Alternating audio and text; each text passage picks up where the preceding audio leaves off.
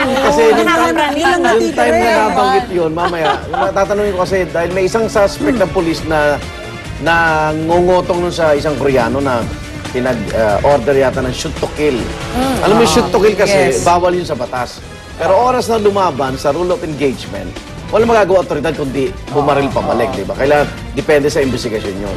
Eh, namatay. Patay yun, natagpuan patay. Hindi, kaya nga sabi Kaya na ano yung mga konsihal? si Vice Mayor Isko, sabi niya dahil nababahala daw siya dahil ang dami daw shoot to kill incident sa Maynila.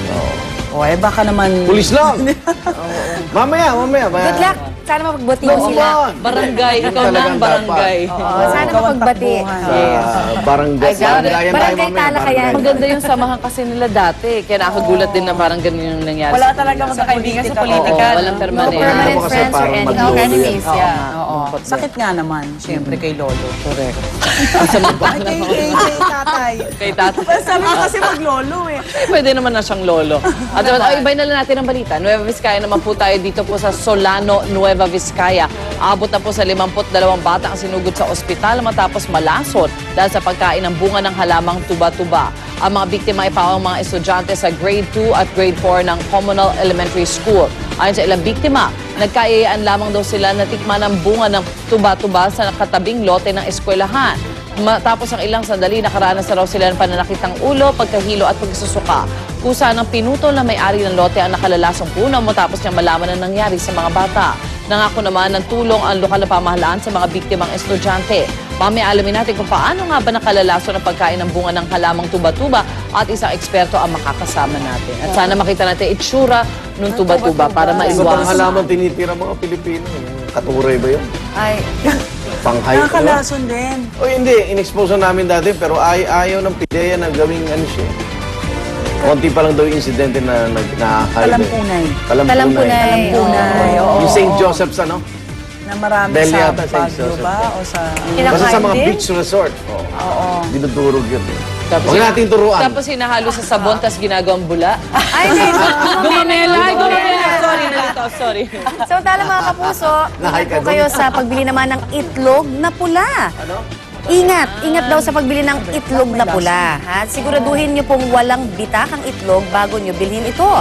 Sa Tugigaraw, Cagayan kasi, isang pamilya ho ang naospital matapos makakain ng pulang itlog. May bitak na umano ang nabiling itlog na kinain nila sa agahan. Agad namang isinugod sa People's General Hospital ang 4 na biktima matapos makaranas ng pagkahilo, pagsusuka at pananakit ng tiyan. Ilang minuto matapos naman silang kumain. May bacteria So may pag may bitak. Bawal na May Kasi nga naman may pwede na bacteria. pasukan ng pwedeng nalaglag na sa sahig. Sarap pa pwede naman na- yan. Yung Bigla naman ako mo. nagutom. Aha. Biglang nakagutom. Kamatis. Itlog na pula sa umaga. At saka yung ano to? Yung, Scrambled? Hindi yung rice na... Sinangag. Sinangag, ganyan. Naalala ko Winner. yung nagtanong sa akin, saan daw nanggagaling yung ano, yung sa balot, di ba ba yung sabaw? Oo. Saan daw nanggagaling? Sabi ko, siyempre nakakuloy sisiyo sa niihi. Pasadaan na natin ang maksimong balita sa umagang ito sa ating Ronda Reports. Kaya pala sarap.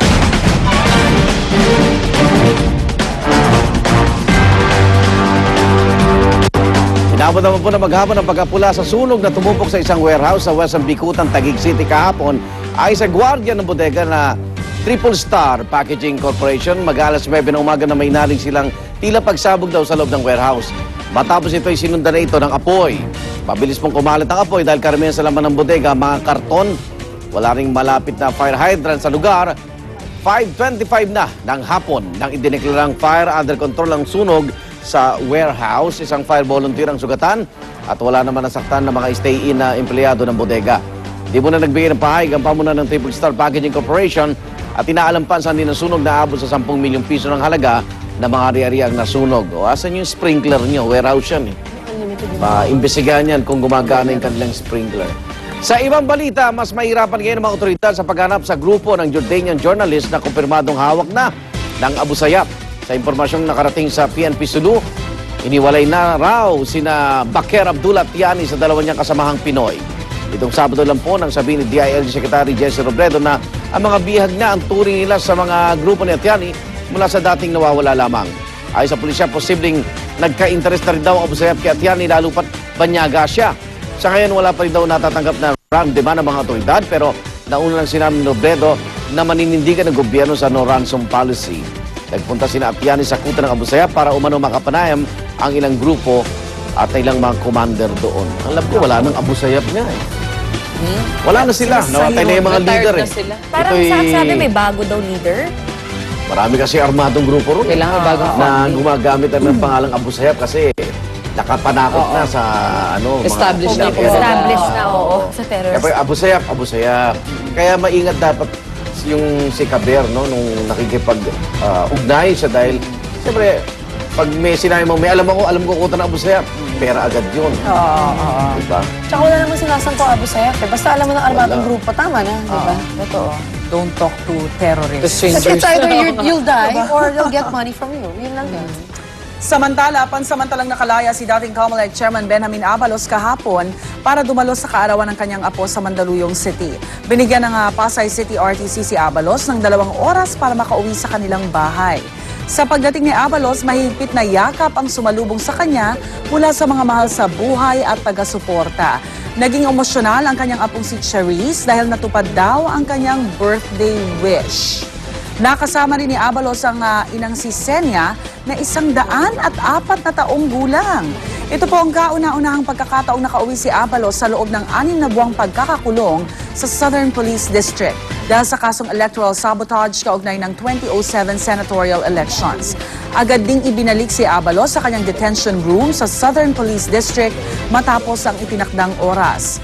Pinapag-aralan pa rin ng Pasay City RTC kung papayagan nilang magpiyansa si Abalos. Apo.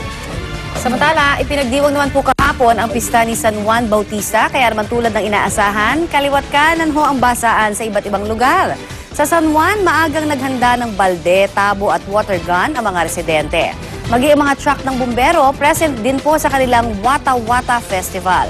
At dahil nataon din sa pista ni San Juan Bautista ang isang fun run na ginanap naman sa Camp Aguinaldo, bago makarating ng finish line, ay basaan munang naganap sa mga nagsitakbo. Sarap. Sa mga lalawigan naman po tulad sa Bataan, mananayaw man o mga nakikipagprosesyon sa daan, di ho nakakaligtas sa basaan. At hindi raw pag-aaksaya ng tubig ang kanilang ginagawa, kundi simbolo sa pagbibinyag ni San Juan Bautista kay Jesucristo noon. Bukod naman sa pagsasaboy ng tubig, sinamantala rin ng mga magkakaanak ang tubig sa pamagitan ng swimming sa public pool at sa dagat. Maging sa mga ilog, gaya ho ng naging pagbibinyag kay Jesucristo. Saya nila. Dami nila sa beach. Happy fiesta. Grabe, happy fiesta. Oo, wag lang sanang mabasa ng mga lasing dahil minsan may mga halo na. Oo nga. May halong beer, may halong iba pa po. Ano-anong dilaw. Oo nga.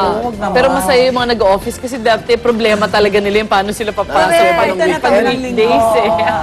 Taon ng linggo. Eto, balita lang mula sa ibang bansa, 4 ang sugatan sa pagguho ng bubungan ng isang mall sa Canada. Sa amateur video na ito, makikita ang kaguluhan matapos ang naganap na pagguho. Kwento ng mga nasa lugar noong panahong iyon. Nagulat na lamang daw sila nang makarinig na malakas na tunog na para bang isang pagsabog. Agad daw silang tumawag sa 911 para makahingi ng tulong. Nagsisilbing open-air parking ang tuktok ng mall. Kaya naman may mga ulat na may ilang sasakyan daw ang nahulog mula rito. Hindi pa malinaw kung ano ang dahilan ng pagguho. Mahina Ang yung kawawa ka pundasyon. kung nabagsakan ka ng kotse. Nangyari din pala sa kanila yun, ano? At samantala, isang kakaibang pa-contest naman para sa mga aso ang ginanap sa California. Imbis kasi napagandahan ng aso at breed contest para sa pinakapangit na aso ang ginanap doon. 29 na asong sumali at trumapa sa world's ugliest dog contest. Oh wow, is that the winner? Ang winner ay isang aso mula sa United Kingdom na si Mowgli. Pero kahit gano'n ang itsura niya, pagmamalaki ng kanyang amo, mabait at pasensyoso raw ang kanyang alaga na ngayon ay winner ng $1,000 o may get 43,000 pesos cash prize. Dagdag pa rito ang photo shoot, VIP hotel stays at 1-year supply ng dog treats. Oh, it pays to be ugly. Tama.